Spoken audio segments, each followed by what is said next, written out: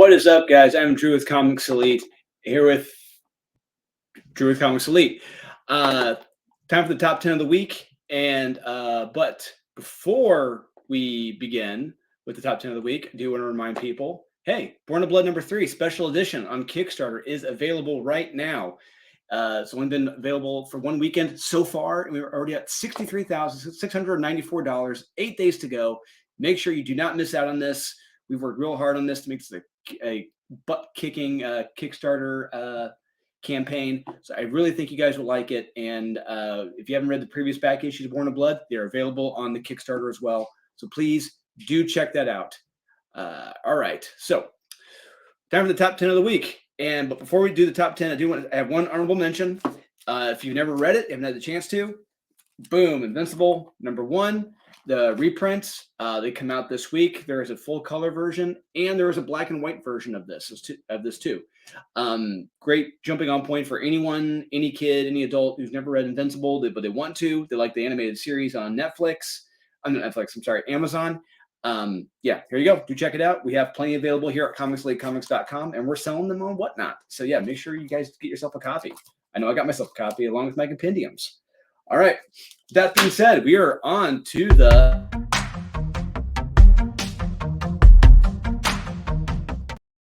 number 10 of the week. I've got Scorched, number 14. So we have the return of Marco and Necro Love from the Dead Zones, and they're after Spawn, and they want revenge.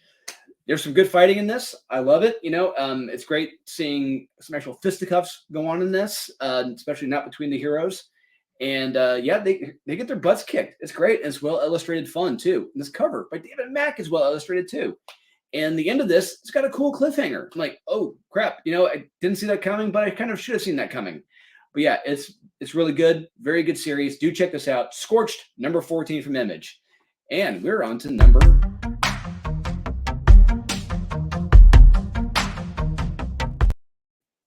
9, Lord of the Jungle, number 3.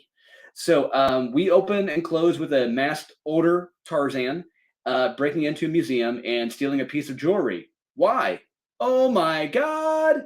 And in the middle of the story, he comes across a treasure, wildlife, rare items thief who he stumbles upon where Tarzan lives, stumbles upon his books and everything that he's kept, his keepsakes he's found, and he tells Tarzan about his past, who he is. He tells him that he's a Greystroke. And it's like, oh my God, one of them actually lives. But by the end of the issue, Tarzan had to make a doubles bargain in this issue. This was really damn good. Solid art as well. Very fitting for the story. Once again, Lord of the Jungle is a very solid read from Dynamite. If you guys aren't reading Dynamite, aren't reading Tarzan, you're missing out. Do pick this up, guys. It is really good. All right, so we're on to the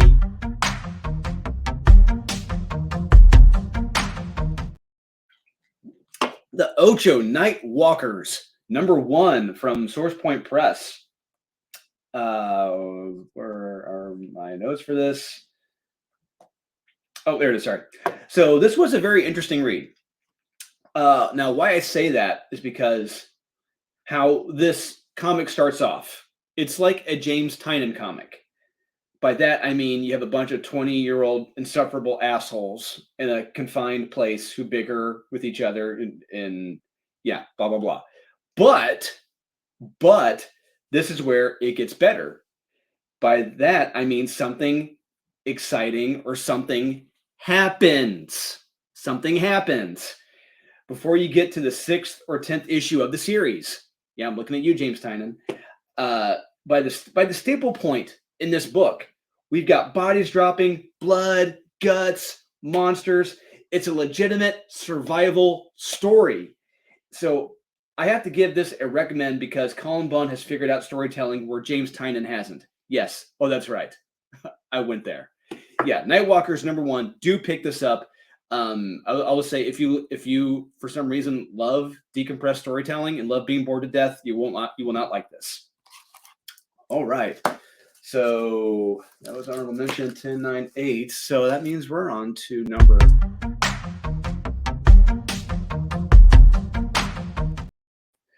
Number 7, The Last Ronin, The Lost Years, #1. It was good. It wasn't great. It wasn't bad. It was good. Uh, there's a weird transition from the past to the modern time where we see everyone bickering and it turns into 3 pages of some of the longest pages I've ever read in my life. But thankfully, that's it for the future, and we've stayed in the past. It's Michelangelo is gardening in a village. Bad guy shows up and he has to fight them. Cool. Art is okay. It's not great. It's not bad. It's okay. This is a very solid, recommendable, okay comic. Yeah, don't go in expecting something as great as the Last Ronin, the original run, but it's okay. It's good. All right, so that was #7, I believe. I need 7, so that means we're on to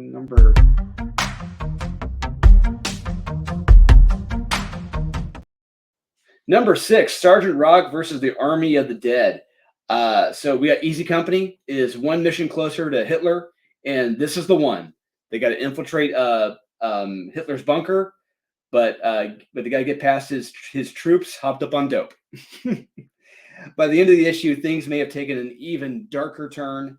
I love this issue. I love the series. It's so much fun and a breath of fresh air compared to like almost everything else this week from DC. Eduardo Risso's art is terrific for the story. It fits it perfectly. The dialogue is terrific from Bruce Campbell. This is a great comic book series. I highly recommend this. Please do check this out. Sergeant Rock versus the Army of the Dead, #5. So that was #6. Yeah, 10, 1, 2, 3. Wait a minute. 10, 9, 8, 7, 6. Yep. So that means we're on to number 4. No, 5.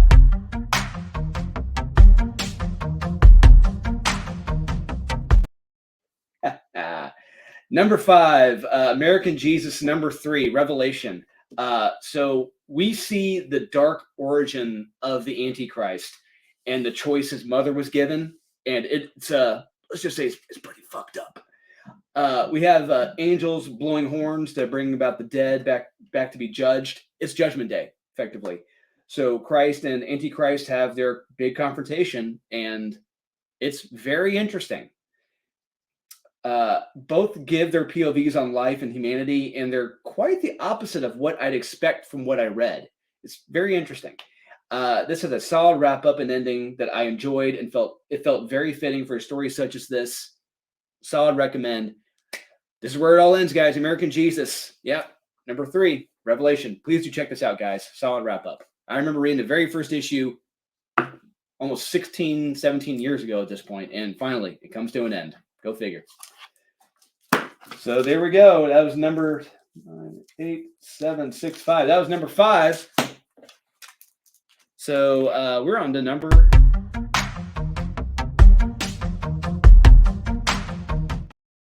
Number 4, we got my number from Power Rangers, Teenage Mutant Ninja Turtles 2, #2.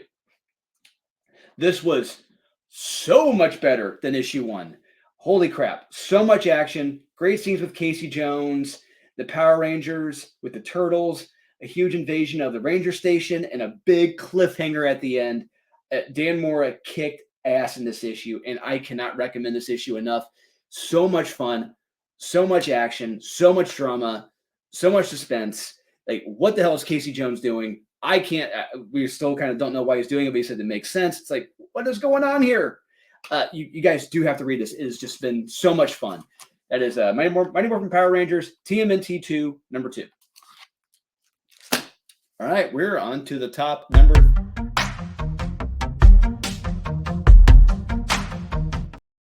#3, Book of Shadows. #3 from Valiant, one of the few remaining titles at Valiant. It's Exarch Fane with the Book of Shadows versus the Valiant Dark Defenders, and it hasn't been going too well for our heroes.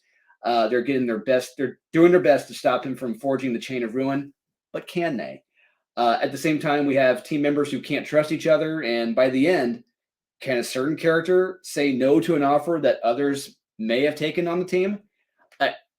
Yeah, I loved it. The art is solid dialogue and pacing. It's a shame Valiant books like this won't be around for much longer, like Valiant itself, RIPD. This is a recommend. You guys do need to check this out. Book of Shadows 3, number 3. Colin Bunn, 2 books in the top 10 this week. Holy crap. That's how you do it. All right, we're getting closer to the number ones, which means we're on the number.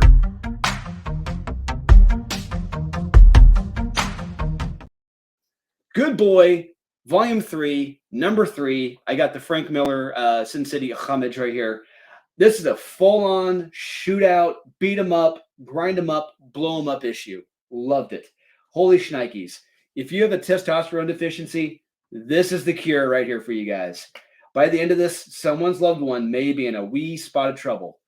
Gunn, Blanche, and Wallace, they do it again. This is a solid recommend. I had so much fun reading this.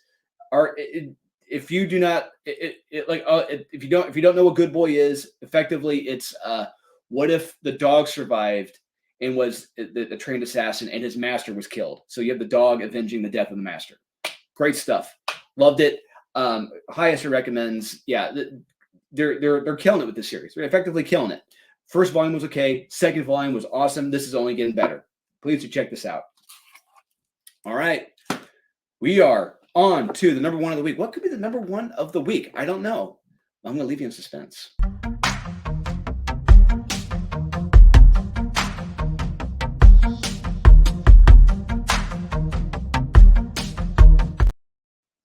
Sins of Sinister, number 1. What?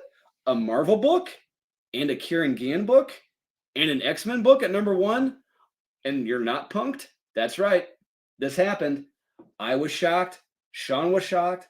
Zach and the Whatnot team was shocked. Everyone was shocked by this book. So this story, wow. So Mr. Sinister, he has tainted not only Xavier, but White Queen, Exodus, and Hope Summers.